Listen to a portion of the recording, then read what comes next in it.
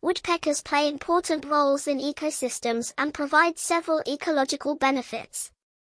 Woodpeckers feed on insects, particularly tree-boring insects, helping control pest populations and promoting the health of trees and forests. Woodpeckers create holes in trees for nesting, which later become shelter for other species.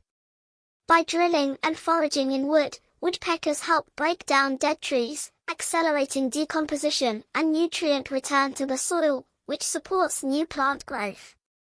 Certain woodpecker species store seeds in tree bark.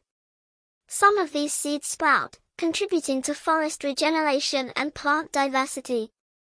These roles make woodpeckers essential for maintaining healthy forest ecosystems and supporting a wide range of wildlife.